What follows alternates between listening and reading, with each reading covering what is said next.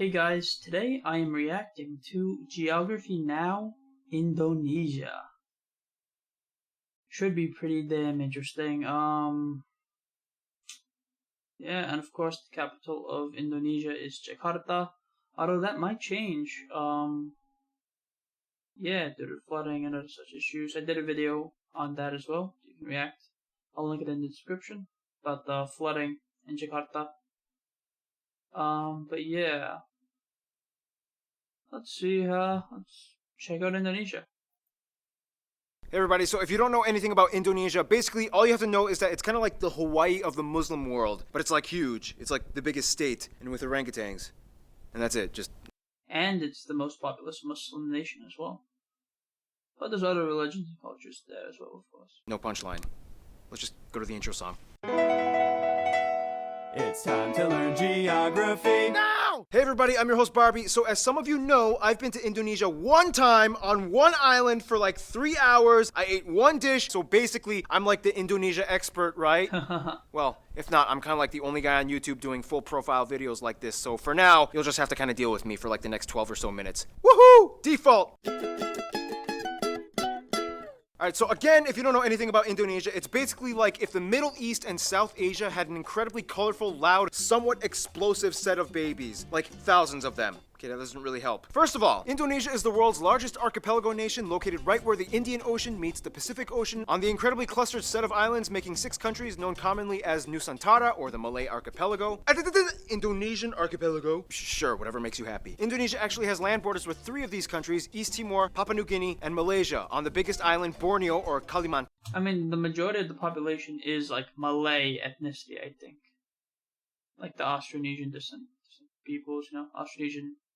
Which is one of the world's only 2 triple split nation islands, the other one being Cyprus. Although technically if you include the UN buffer zone, it's kind of like 4 entities, but the UN isn't a country, whatever, just watch the Cyprus episode. The country is divided into 34 provinces, 5 of which have special administrative statuses, with the capital and most populous city, Jakarta, located on Java, the world's most populous island with nearly half of the entire population of Indonesia in it. The largest cities after Jakarta are Surabaya and Bandung, both located on Java Island, and Medan, located on Sumatra. Jakarta Soekarno-Hatta International, Bali's Ngurah Rai International in Denpasar, and Surabaya's Juanda International. Now here's where things get a little speculative. Today, there are still arguments claimed as to exactly how many islands Indonesia has. The National Coordinating Agency for Surveying and Mapping says Indonesia has about 13,500. The National Institute of Aeronautics and Space Agency says that it has about 18,300, whereas the Indonesian government claims about 17,500. But wherever the point is, there's a lot of them. Over 8,800 have names, and over 900 of them are permanently inhabited. You would think they are the country with the most islands, but surprisingly, Finland and Canada beat them, but a lot of their islands are kind of like boop-a-doop, little islands in the lakes, so does it really count? I guess. Now let's talk about the 5 special administrative provinces. They are Aceh, Yogyakarta, West Papua and Papua, and I heard Aceh has like Sharia, which is oof.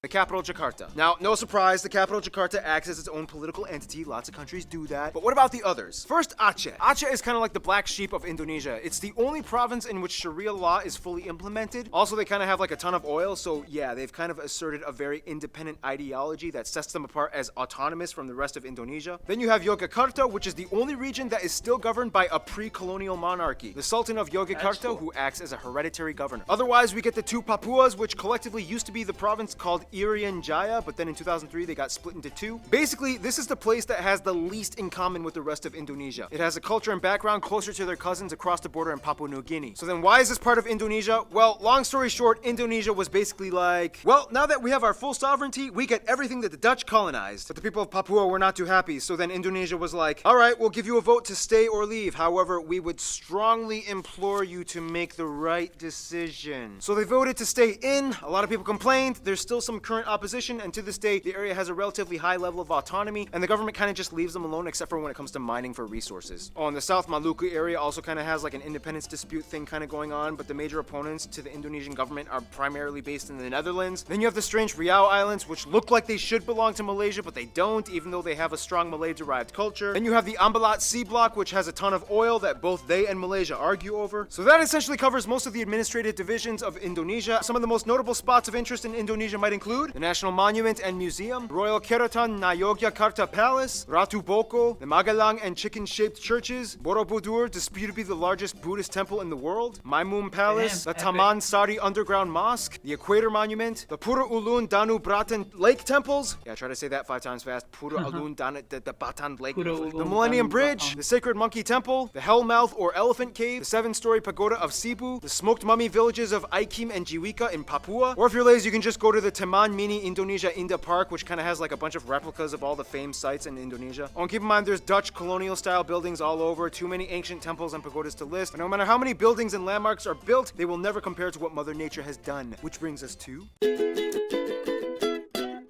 Indonesia's land is like that one ex we all had back in our 20s that we trusted a stupid friend to hook us up with. Super attractive, but almost killed you a few times. Indonesia lies on what is labeled as the prehistoric continental shelf known as Sundaland, which during the Ice Age times pretty much connected all of the islands together before the Wallace Line until the ice melted and filled in the gaps. Now this is where things get incredibly messed up. Not only is Indonesia right in the worst part of the Ring of Fire, but the country is basically smashed between 3 converging major continental plates: the Eurasian, the Pacific, and the Australian plates, with dozens of minor plates and rifts like the Sunda, Timor, Banda, Molucca, and so on. This in return gives Indonesia over 400 volcanoes, disputably more than any in the world, with over 150 active ones, making it the most volcanically active country in the world as well. This means on a daily basis, Indonesia experiences on average about 4 earthquakes a day, ranging anywhere between the small, timid 3 to a noticeable 6 on the Richter scale. And you never know where or when they will happen.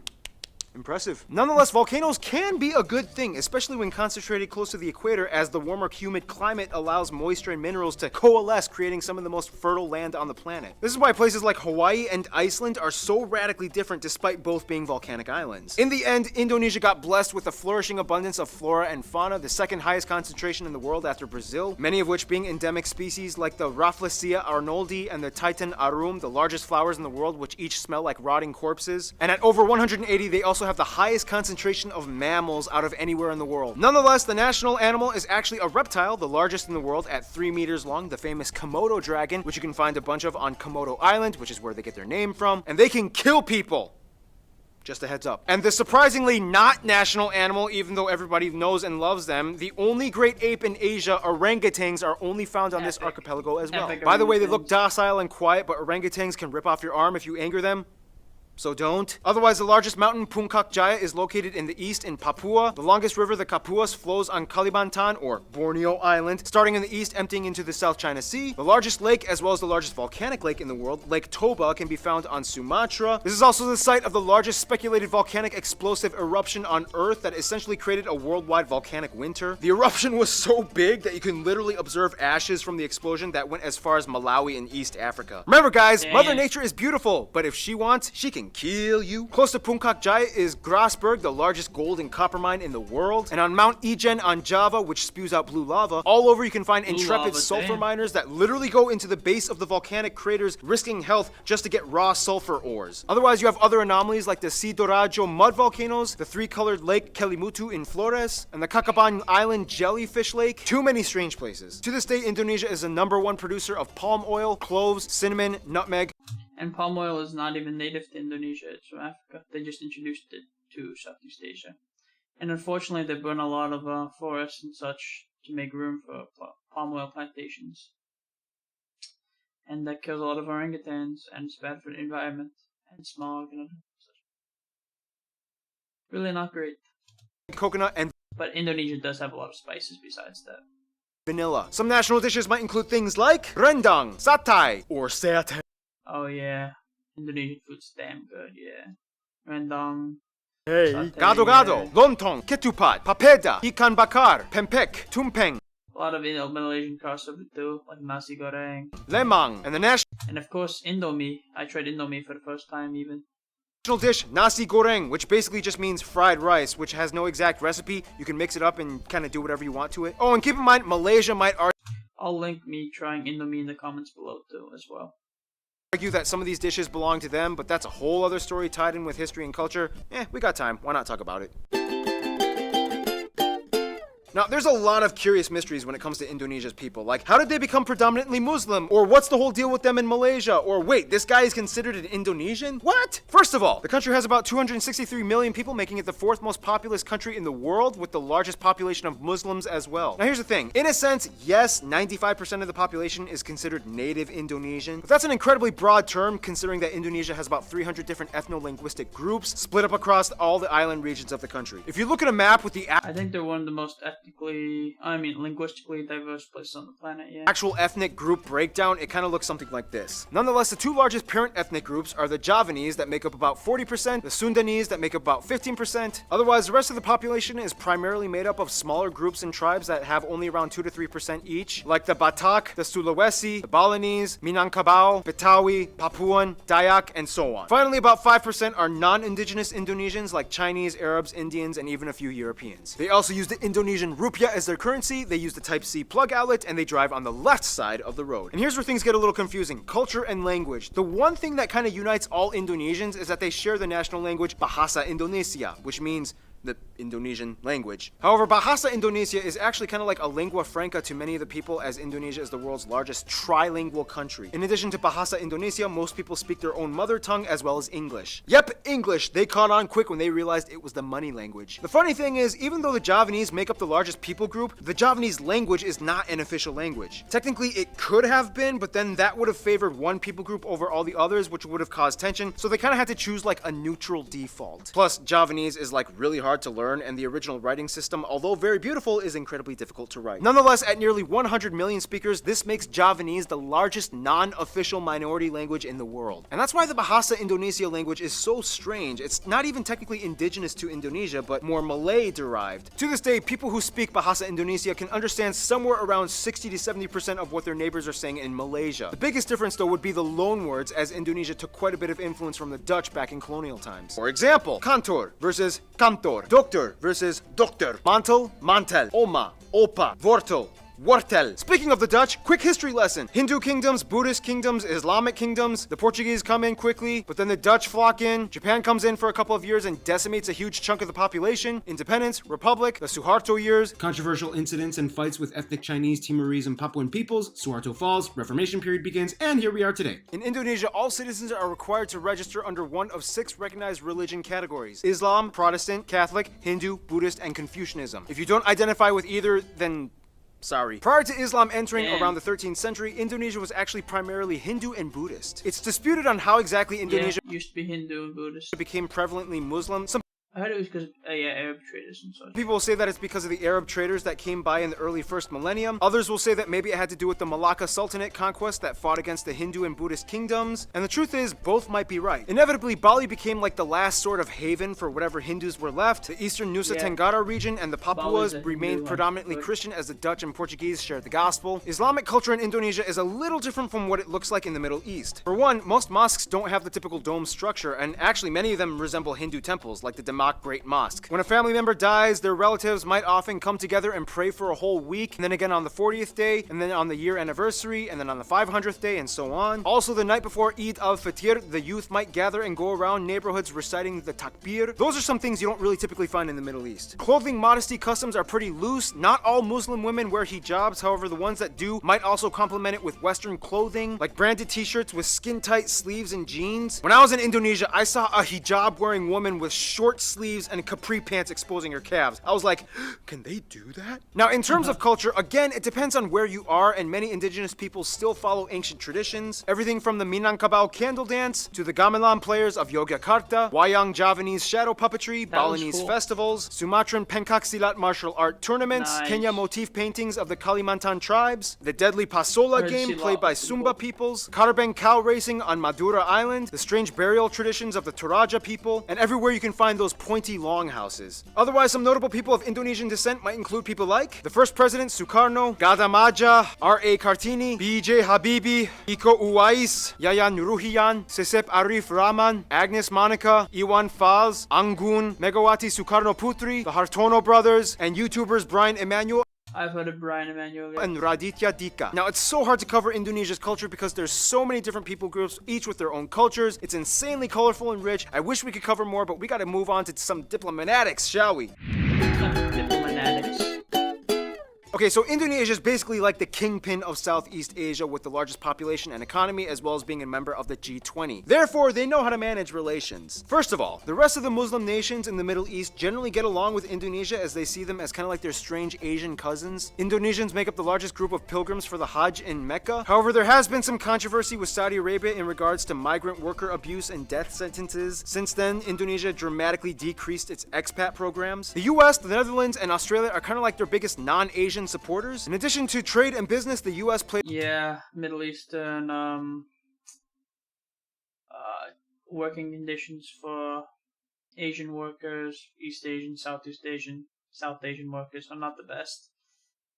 a huge role in Indonesia's Especially like in some countries I've heard about. independence, and they worked closely during Cold War times. The Netherlands still holds close ties to Indonesia despite post-colonial bitterness. Plus, tons of Indonesians live in the And leaving, Jakarta in a bad situation. Netherlands. To this day, they have the second largest population of Indonesians outside of Indonesia after Malaysia at nearly 2 million. Australia gives some of the most aid to Indonesia, especially after catastrophe incidents. And even though there are some controversies involving immigration and attacks on Australians abroad, they still share close ties generally. Now, Indonesia and Malaysia are kind of like the Colombia and Venezuela of Southeast Asia. They're like the twins separated at birth and have a strange love-hate relationship. Malays accuse Indonesians of stealing their culture and language. Indonesians accuse them of not being grateful for all their help during war times. But when they actually meet up as people, it's like they're totally brothers. Nonetheless, most Indonesians I talked to have said Japan is probably their best friend, which is funny because Japan kind of really messed things up during World War II. Nonetheless, they've moved on, and today Japan makes up the largest export partner. Tourists flock in year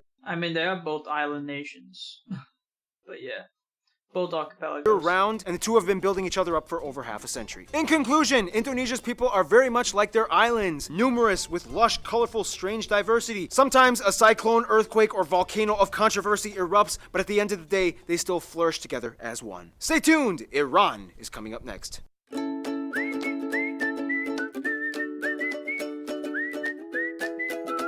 was pretty cool. Let's check out Flag Friday.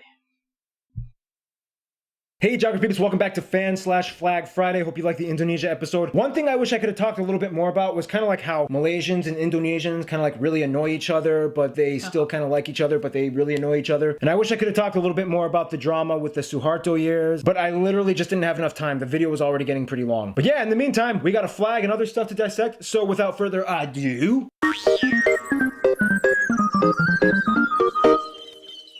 So I know what you're thinking, oh, the flag only has 2 colors. This is gonna be like the easiest flag explanation ever. And all I gotta say is, kind of. There's a lot of backstory. First of all, The flag is kind of boring though, to be honest. It'd be cool with a coat of arms, a crest, or some symbol on it. the flag is a simple horizontal bicolor of red and white. According to Sukarno, the red represents courage while the white stands for purity. The end! Okay, not exactly. There's still a lot of speculation as to how the flag got its colors. Many say it's derived from Austronesian mythology, symbolizing the duality of earth for red and sky for white. This is why some other Austronesian flags contain these 2 colors, like Madagascar and the French Protectorate of Tahiti. Historically, the 2 colors have been used either way, some dating it back to as early as the 10th century Hindu Javanese kingdom era. Others might say the white part is derived from the natural color of woven cloths, and the red came from one of the earliest dyes acquired from the teak leaves and mangosteen fruit. Others might say it might have Mangosteen is really tasty too. to do with the Hotel Yamato incident, in which during the War of Independence, youths went to the Yamato Hotel, removed the Dutch colonial flag, and tore off the blue strip, rehoisting it as the Indonesian flag. They then renamed that hotel Independence Hotel. It's kind of like a landmark. Also keep in mind, this is the exact same flag as Monaco, with the only exception being a little bit of a different size dimension ratio. Whatever the case is, they like it. Now the coat of arms, which has a little If bit they had that coat of arms on the flag, I think that would be amazing.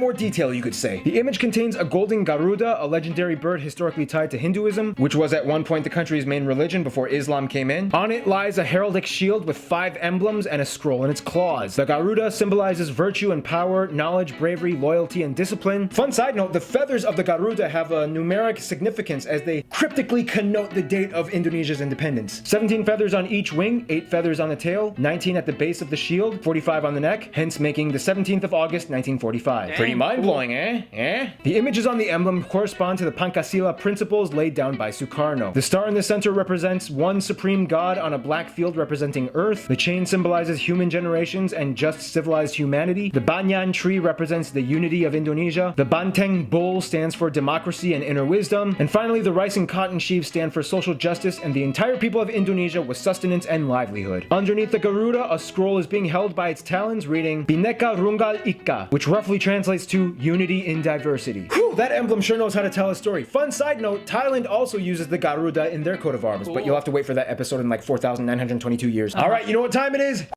Alright, that was really fun. Let's check out the comments for Geography Now Indonesia.